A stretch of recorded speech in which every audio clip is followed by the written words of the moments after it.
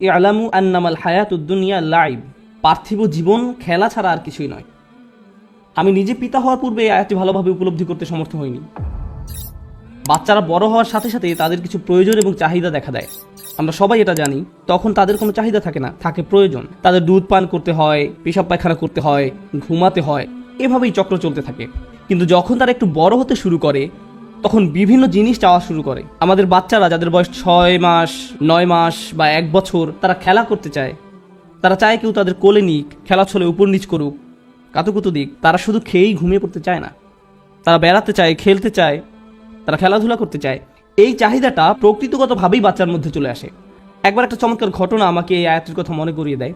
আমেরিকায় এমন একটা জায়গা আছে, এখানে উপস্থিত সকল বোন ওই জায়গাটি সম্পর্কে জানেন। মনে হয় যেন মুসলিম বোনদের জন্য সপ্তাহে একবার সেখানে যাওয়া ফরজ।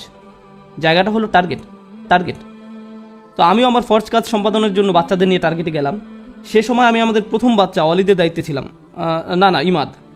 যাই হোক, আমি প্রায় বাচ্চাদের নাম বলার ক্ষেত্রে ভুল করি, তাই আমি এভাবে ডাকি। 3 নাম্বার, না 4 নাম্বার, সরি, এদিকে আসো।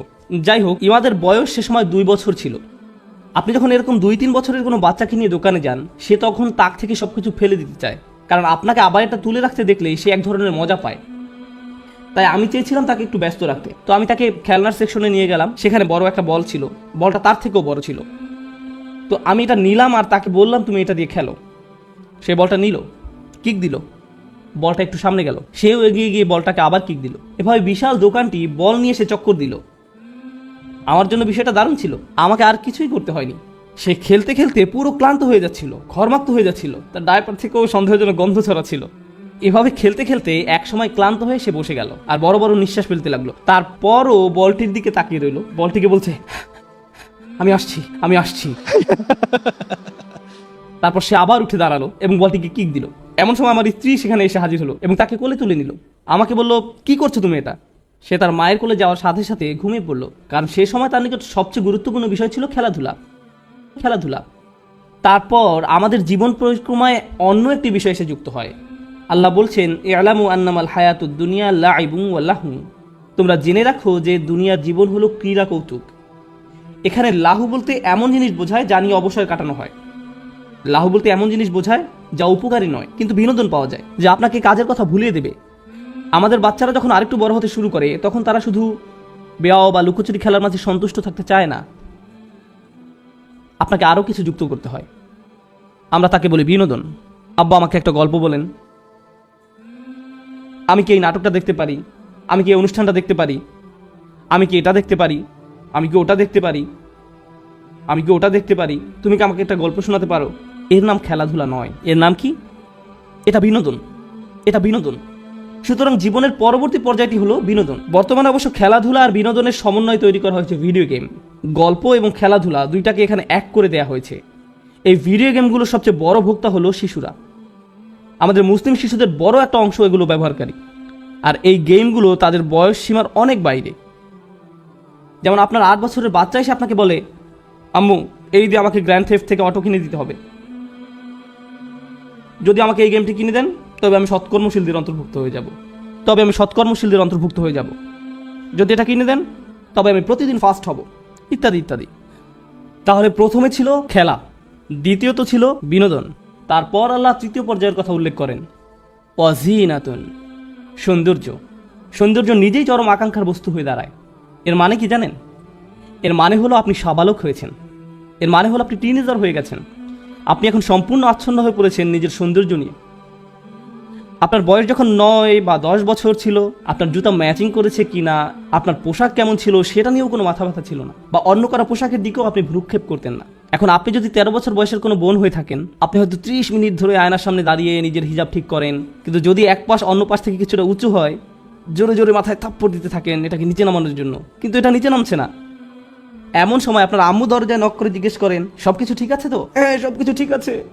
অন্যদিকে ছেলেদের ক্ষেত্রে এখনো তাদের কোনো দাড়ি গজায়নি, কিন্তু তারা মনে করে যে এই একটা দুইটা গজিয়েছে। আয়নার সামনে দাঁড়িয়ে বারবার দেখতে থাকে, হ্যাঁ আমার দাড়ি গজাচ্ছে, ও আমি এটা দেখতে পাচ্ছি।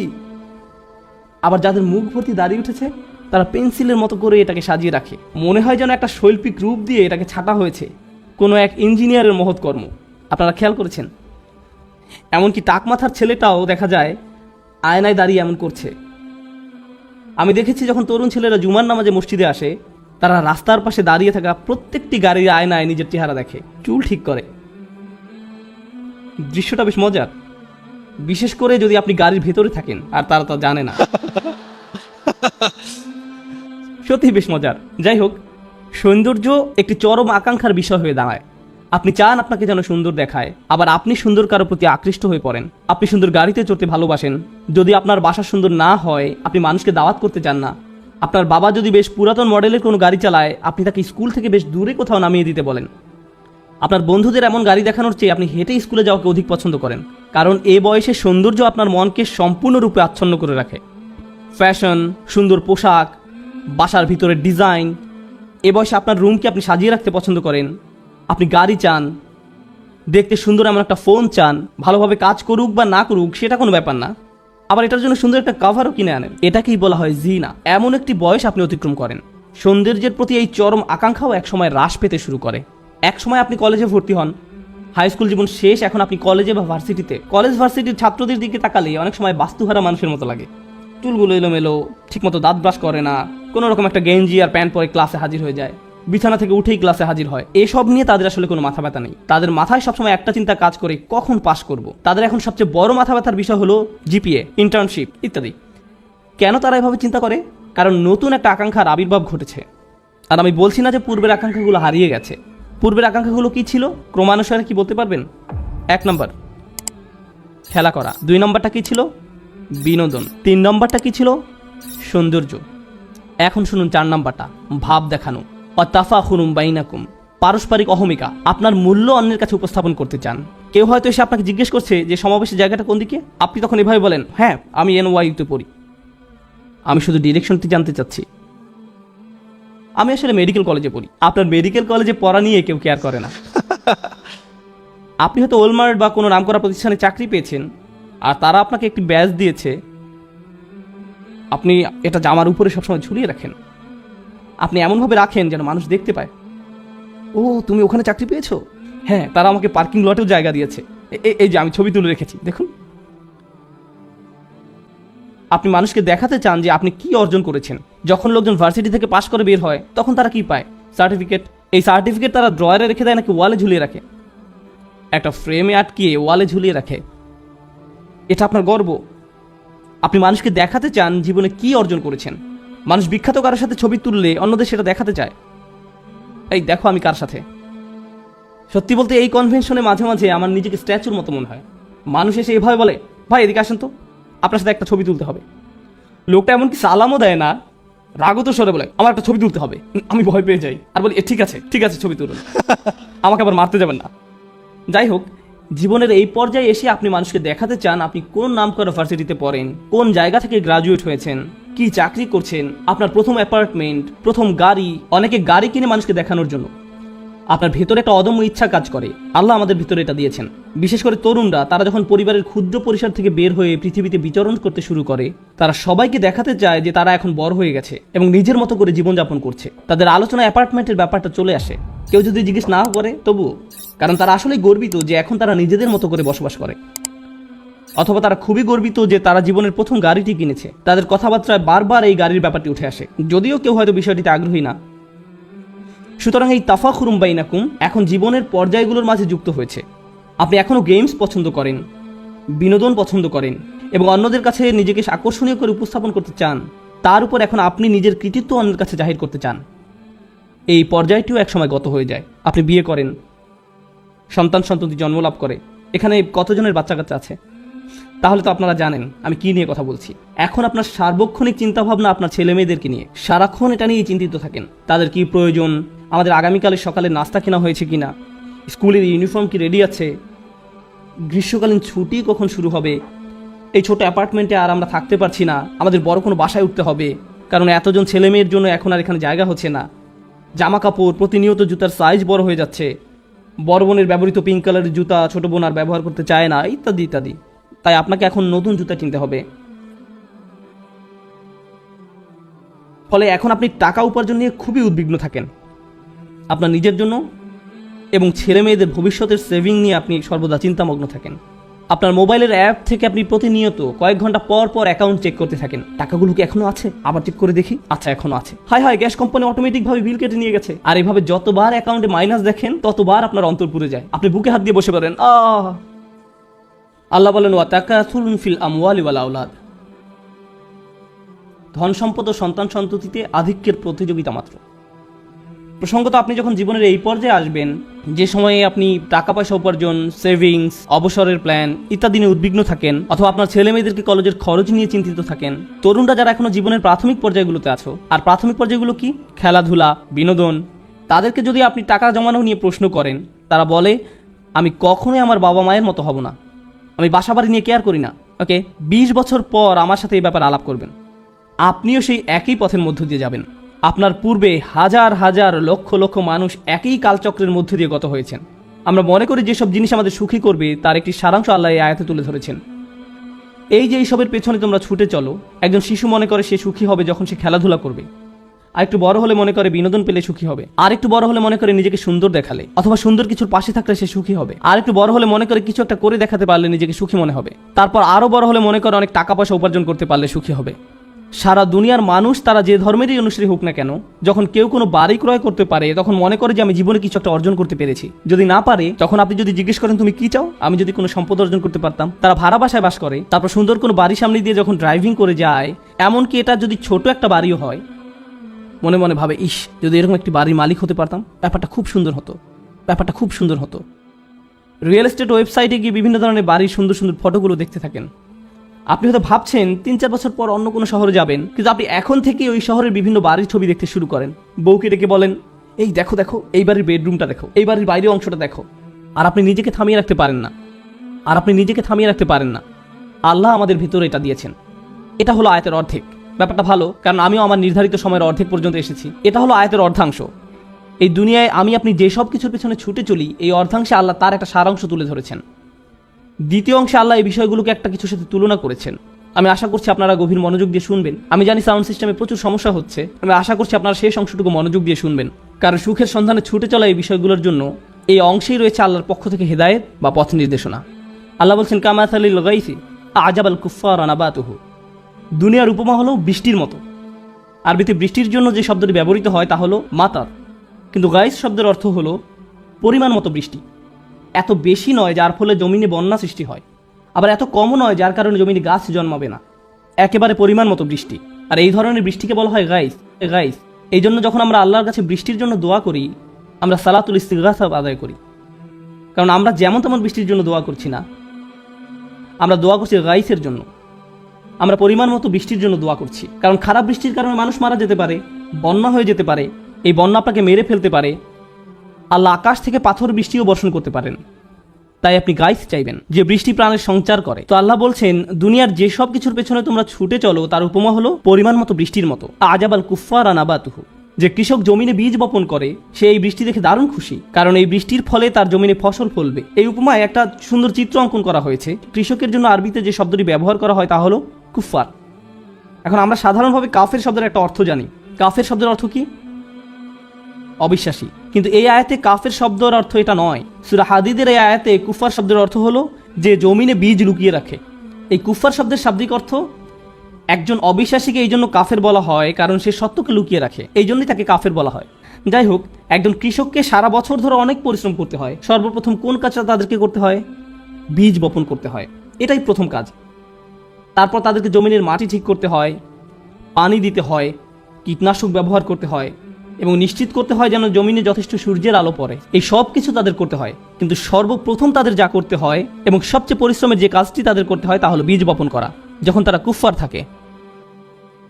আল্লাহ এই পর্যায়টিকে উল্লেখ করেছেন কারণ এটাই সবচেয়ে পরিশ্রমের কাজ। আর এই সময় কৃষক তার পরিশ্রমের কোনো ফলাফল দেখতে পান না। তিনি জানেন না এই বীজ থেকে আসলে চারা গজাবে কিনা, অথবা পোকামাকড় এই বীজটা খেয়ে ফেলবে কিনা। তিনি জানেন না বৃষ্টি হবে কিনা, তিনি কিছুই পূর্ব থেকে জানেন না। আর বিষয়টা আমাদের মতো নয়। আমি প্রায় এই উদাহরণটা দিয়ে থাকি। আপনি যদি কোনো চাকরি করে থাকেন তাহলে আপনি মাসে একবার বা দুইবার বেতন পেয়ে থাকেন, কেউ কেউ অথবা প্রতি সপ্তাহে বেতন পেয়ে থাকেন। কৃষক কতবার বেতন পায়? বছরে একবার। তাকে সারা বছর পরিশ্রম করতে হয়, তারপর সম্ভবত বছর শেষে তার পরিশ্রমের ফলাফল পাবে। তাকে পরিশ্রম ঠিকই করতে হবে, কিন্তু ফসল পেতেও পারে, আবার নাও পেতে পারে। এখন লোকটি সপ্তাহের পর সপ্তাহ জুড়ে পরিশ্রম করে যায়, তারপর একদিন ঘুম থেকে জেগে উঠে দেখে ফসলের জন্য পরিমাণ মতো বৃষ্টি হয়েছে, সে কি তখন খুশি হবে? হ্যাঁ, সে খুশি হবে। এক সময় সে দেখতে পায় বীজ থেকে চারা গাছ গজিয়েছে, গাছগুলো এখনো বড় হয়নি। যখন পরিপক্ক হবে তখন হয়তো সেগুলো উচ্চতায় তাকেও ছাড়িয়ে যাবে, কিন্তু এখন সেগুলো সবেমাত্র গজিয়েছে, আর তাতেই সে অত্যন্ত খুশি। তারপর আল্লাহ বলেন সুম্মা ইয়াহিজু, তারপর তা পেকে যায়। আমি আপনাদের বলছিলাম, যখন পরিপক্কতা লাভ করে তখন সেই গাছগুলো উচ্চতায় তাকেও ছাড়িয়ে যায়। যখন ফসল পরিপক্কতা লাভ করে তখন একজন কৃষকের কি করা উচিত? আপনারা কৃষক নন, কেউ কেউ হতে পারেন, আমি জানি না, কেউ কি এমন অঞ্চল থেকে এসেছেন? যখন ফসল পরিপক্কতা লাভ করে তখন আপনারা কি করেন? তখন ফসল সংগ্রহ করতে হয়, ফসল কেটে ফেলতে হয়। কিন্তু আয়াতটি এখানে একটা অদ্ভুত মোড় নিয়েছে। আল্লাহ এখানে বলেননি এরপর সে ফসল কেটে ফেলে, বরং তিনি বলছেন ফাতারাহু মুসফাররান, তখন তুমি তা হলুদ বর্ণের দেখতে পাও, তখন তুমি দেখবে এটা হলুদ বর্ণ ধারণ করেছে। এখন এটা বুঝতে পারা গুরুত্বপূর্ণ, কোনো কৃষকই নির্বোধ না হলে তার ফসলকে হলুদ বর্ণ ধারণ করতে দিবে না। এখানে ধান বা গম গাছের কথা বোঝানো হয়নি। সবুজ থাকা অবস্থায় সেটা কেটে ফেলবে। যখন এটা ফ্রেশ থাকে, হলুদ বর্ণ ধারণ করা মানে গাছ মরে গেছে বা মরে যাওয়ার পথে আছে। তারপর আল্লাহ বলেন সুম্মা ইয়াকুনু হুতামান, এরপর তা হুতাম বা খড়কুটা হয়ে যায়। হুতাম হলো যা জমিনে খড়কুটা হয়ে পড়ে থাকে, যার প্রতি আমাদের কোনো মনোযোগ নেই। হেঁটে যাওয়ার সময় আপনার পায়ের নিচে পড়লে খটাস করে শব্দ হয়, কিন্তু আপনি এর প্রতি গুরুত্ব দেন না। যেমন শুকনো পাতা আপনার পায়ের নিচে পড়লে আপনি এভাবে বলেন না, ও আমি দুঃখিত, খেয়াল করিনি। আপনি এভাবে বলেন না, কারণ এটা শুধু অর্থহীন আবর্জনা। হুতাম শব্দের শাব্দিক অর্থ হলো যা আপনার পায়ের নিচে পড়ে, যার প্রতি আপনি কোনো গুরুত্বই প্রদান করেন না। এই উদাহরণটি দেওয়া হয়েছে যেন আমরা আমাদের জীবনটাকে উপলব্ধি করতে পারি। আমি এখনও এই উদাহরণটি ব্যাখ্যা করিনি, শুধু এটা বর্ণনা করলাম। ও আমার হাতে মাত্র 50 সেকেন্ড সময় আছে, আমি কি আরও 5 মিনিট সময় পেতে পারি? 5 মিনিট? এটা ইমাম সিরাজ ও হাজের 5 মিনিটের মতো হবে না। আজকে যেহেতু আপনি আর মাইক পাচ্ছেন না, তাই আমি এরকম বলতেই পারি, ঠিক আছে আমার 5 মিনিট সময় আছে। এই 5 মিনিটে প্রথম আকাঙ্ক্ষাটা কী ছিল? খেলা করা। কোনো খেলনা নিয়ে খেলা করার পূর্বে আপনি আপনার সন্তানকে খেলনার দোকানে নিয়ে গেলেন, ব্যাপারটা খারাপ হয়তো, তবু আপনি নিয়ে গেলেন। সে খেলনার দোকানের শেলফে রাখা খেলনাগুলোর দিকে চোখ বড় বড় করে তাকিয়ে থাকে। আপনি যদি তাকে অন্যদিকে নিয়ে যান, তবুও সে তার মাথা সেই খেলনার দিকেই ফিরিয়ে রাখে, আপনার হাত থেকে ছুটে যেতে চায়। সে ইতিমধ্যেই ভাবতে শুরু করে দিয়েছে সে কীভাবে ওই খেলনা ধরে রেখেছে, ওইটা নিয়ে খেলছে, তার মুখ ঘষছে, আর সব মজার মজার কত কী করছে। সে ইতিমধ্যে এটা কল্পনা করা শুরু করেছে। তাই সে আপনার কাছে বায়না ধরছে, আম্মু প্লিজ ওইটা, প্লিজ আম্মু ওইটা আমাকে কিনে দাও প্লিজ। তাই আপনি খেলনাটি কিনে ব্যাগে রাখেন, আর তাকে বলেন বাসায় যাওয়ার আগে এটা বের করতে পারবে না। সে গাড়ির পেছনের সিটে বসে খেলনার ব্যাগটি হাতে ধরে রাখে, আর বারবার ব্যাগের মুখটা একটু একটু ফাঁকা করে খেলনা আছে কিনা দেখে। তারপর এক সময় বের করে আনে, না আমি বলেছি এখন না, কিন্তু তবুও তার প্রত্যাশার কোনো কমতি নেই। ভাবতে থাকে, ও এটা দিয়ে খেলতে পারলেই চরম মজা হবে। আপনার বাচ্চাকে একটা খেলনার ব্যাগ দিয়ে রাখুন যেটা এখনো খোলা হয়নি, তারপর ব্যাপারটা ভিডিও করুন। অনেকক্ষণ যাবত তাকে এটা খুলতে দেবেন না, কারণ সেই সময়টুকু ওই খেলনার সাথে তার কাটানোর সবচেয়ে সেরা সময়।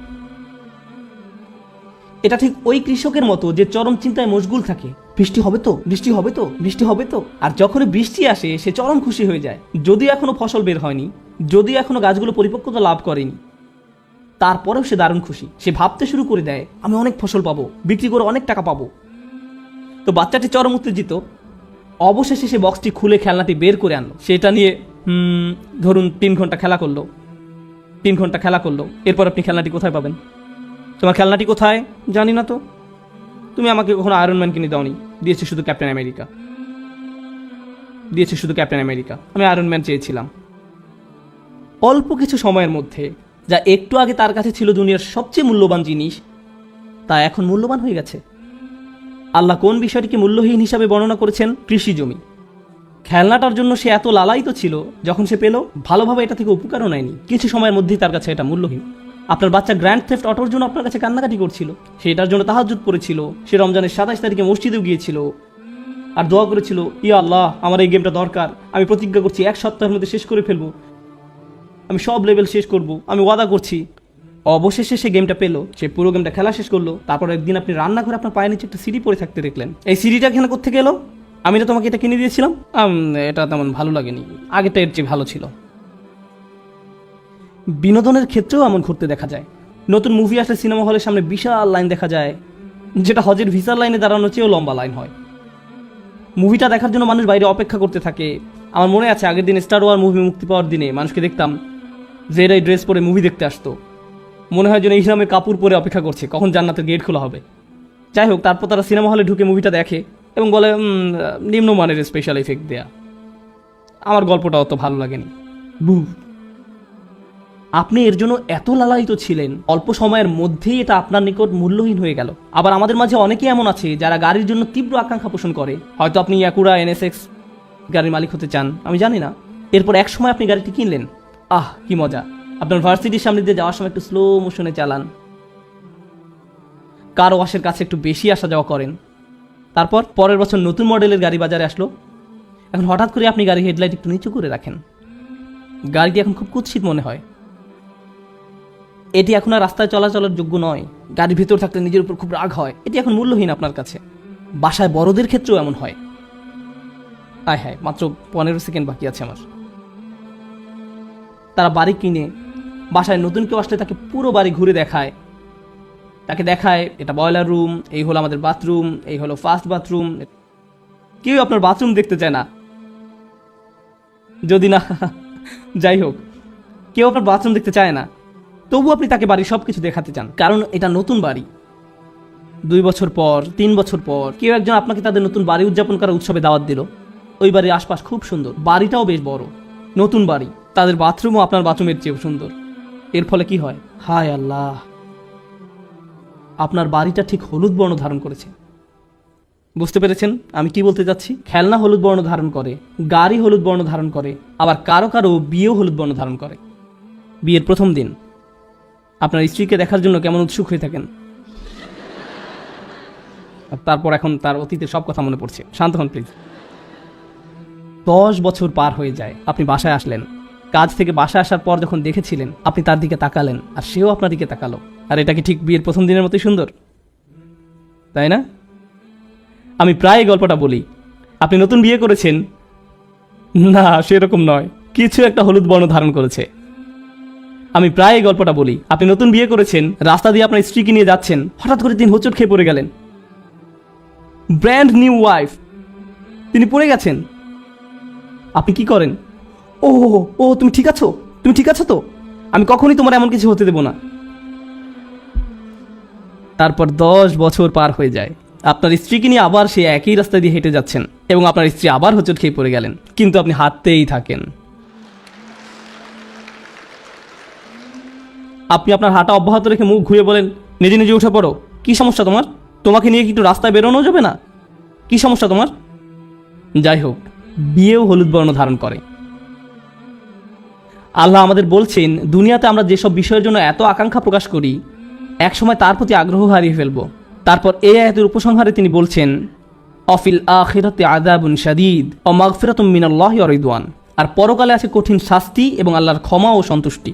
পরকালের শাস্তি এমন এক জিনিস যাতে আপনি কখনো অভ্যস্ত হয়ে যাবেন না। জাহান্নামের শাস্তি এমন নয় যে বারবার শাস্তি পাওয়ার দরুন একসময় তাতে অভ্যস্ত হয়ে যাবেন। এই দুনিয়ার আনন্দ, এমনকি শাস্তি তো আপনি হয়তো একসময় অভ্যস্ত হয়ে যেতে পারেন, কিন্তু জাহান্নামের শাস্তিতে কেউ কখনো অভ্যস্ত হয়ে যাবে না। এবং তারপর তিনি বলেন, ও মাগফিরাতুম মিনাল্লাহ, এবং আল্লাহর ক্ষমা, অর্থাৎ এটা চিরস্থায়ী। এবং সবশেষে বলছেন ওয়ারিদওয়ান, সন্তুষ্টি। তার অসাধারণ অলংকারিক বর্ণনা ভঙ্গির কারণে তিনি বলেননি ওয়ারিদওয়ান মিনাল্লাহ, তিনি শুধু বলছেন ওয়ারিদওয়ান, যার মানে হলো অবিশ্বাস্য সন্তুষ্টি। অবশেষে আপনি পুরোপুরি সন্তুষ্ট হয়ে যাবেন আর আপনার পরবর্তী জিনিসের জন্য উৎসুক হয়ে থাকবেন না। এই দুনিয়ায় যদি আপনি আয়রন ম্যান পান, সুপারম্যান বা যে মুভি দেখেন না কেন, হল থেকে বের হয়ে সেই পরবর্তীটার জন্য আপনি মুখিয়ে থাকেন। সরি স্ক্রিনে লাল কালিতে বলা হয়েছে আপনার সময় শেষ, প্লিজ থামুন। এটা শেষ পর্যন্ত ইমাম সিরাজ ওয়াজের 5 মিনিটের মতোই হয়ে গেল। আমি তাকে খুব ভালোবাসি তো তাই তার অনুসরণ করি।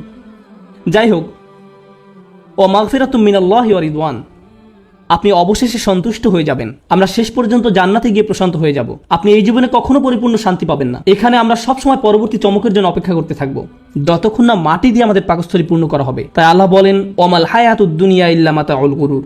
এই একটি আয়াত, সূরা হাদীদের এই একটি আয়াতে পার্থিব জীবনকে সংজ্ঞায়িত করা হয়েছে। পার্থিব জীবন প্রতারণার উপকরণ বই কিছুই নয়। মানুষ মনে করে এই জিনিস পেলে তারা সুখ খুঁজে পাবে।